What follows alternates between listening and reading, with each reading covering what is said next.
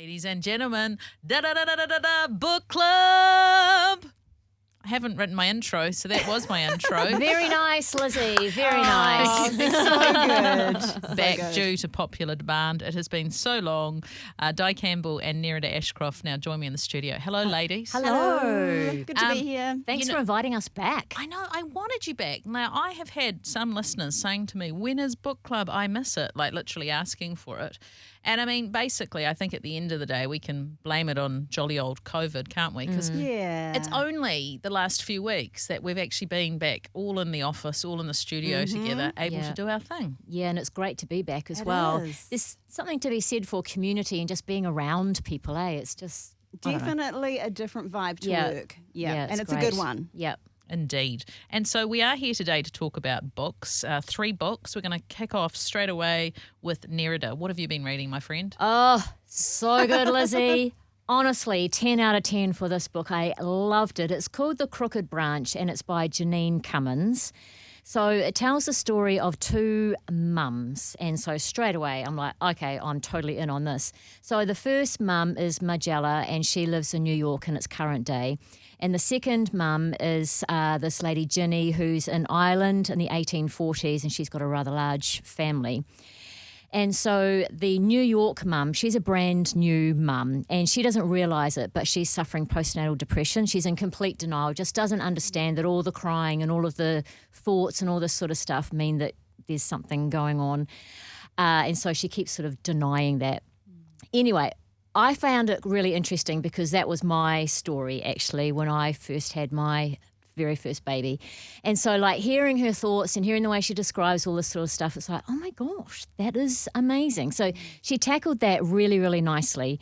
And then there is the mum in the 1840s who's having to look after her family during this potato famine. And I don't really know much about the potato famine or Ireland in that time. So that was just really, really interesting hearing her story. And both stories are actually quite horrific and take you on an emotional journey. But the clincher that ties the 2 stories up is because the New York mum found a diary sewn in the lining of a jacket in her house. And so she opens it up and it turns out to be a distant relative of hers. And so it all sort of ties up throughout the book. And it was just amazing. She's just such a great writer. She's got such a great turn of phrase. She's so witty and she's so funny. And there were moments where it was like, oh, this is getting emotional. But then there are also lots of laugh out loud moments because she's just really, really funny. It was great. It's so cool. You're very drawn to these books, aren't they? They're almost like a little bit time travel-y because you've told us about some other books in the past. I love historical sorts of stuff. I think that's my way of learning about history, through story. So, yeah, and this author, she also wrote American Dirt, which is about a Mexican family trying to get over the American border into the States. So she's just really good at storytelling, actually. Yeah, she's great. Jeanine Cummins. Yeah. Awesome. I want to read that. So do I. Who's going to get it first? Honestly. You're a quicker reader than me. Di, what is your book that you're reading? So I was inspired last year by the book The Four Winds by Kristen Hanna, and that was about the Dust Bowl in America. And so it kind of got me thinking I'd like to read more on this. So I've gone back to a classic that probably is read in a lot of American high schools, but not really here in New Zealand, and it's called The Grapes of Wrath by John Steinbeck. And it follows the story of a family from Oklahoma who, they've lost everything. They've lost their land. They were basically pushed off their land. The land was not producing anyway because of really mismanaged farming techniques in that time. So we're talking the 1930s of the Great Depression, and them having to travel to California where they're promised, it's the land of milk and honey. In that case, it was the land of oranges and grapes.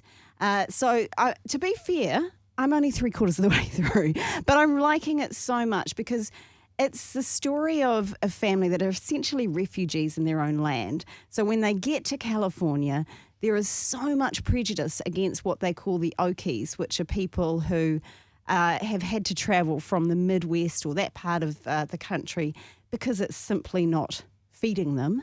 And they're promised all of these amazing things. But when they get to California, they are literally despised and they cannot if they find work, they're paid a pittance because of just how it was in those times, demand, supply, that kind of thing. Yeah. So to me, it's a real amazing story of the heart of man, of individualism, of community. It's so beautifully written. It's a good book. It's a little hard, I'm going to be honest. I'm taking my time with it, but yeah, definitely can recommend it. What makes it hard, Di?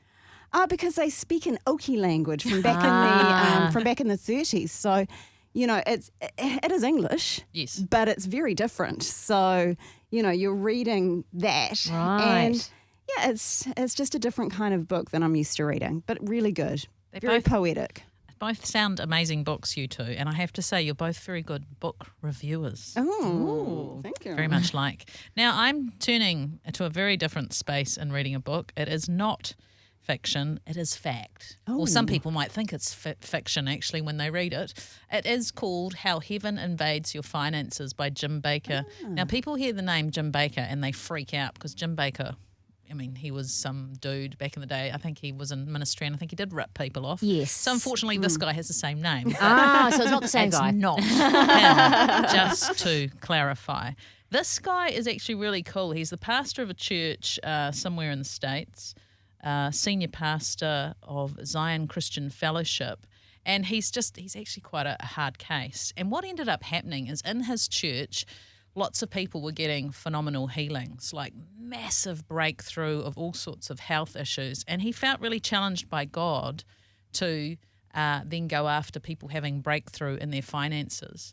So he actually studied a whole lot of finance himself. I'm not saying he went to university, but I've got interest in, I listened to Mary Home and I've listened to stuff, but so he did a lot of reading, he learned a lot of stuff. I think he did some courses and stuff, but he also started to read in the Bible about the kingdom of heaven and that approach to finance, which was actually quite different to a lot of things that are actually said around the place.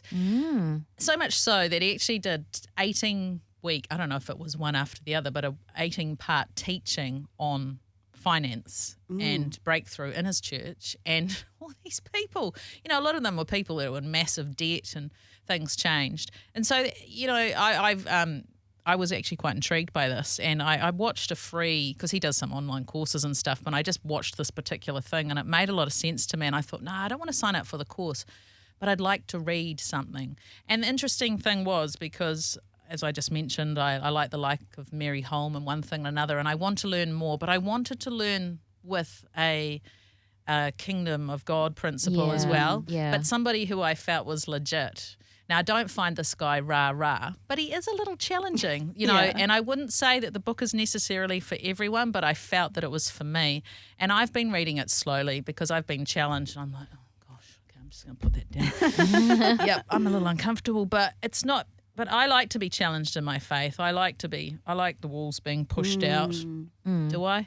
Anyway, that's what happens. He goes through a lot of things that, people say that Jesus was poor. He pushes that on its head and says, no, he wasn't. He was actually, the wise men came with gold, frankincense and myrrh, and he talks about how much that was actually worth, that was riches. And, people will say God's, the love of money's, what is it, the root of all evil. He says, no, it's not the love of money, it's the love of mammon. And that's sort of like a stronghold to do with money. And he talks about that we actually do need money to do things, and God doesn't want us in poverty and all this sort of thing.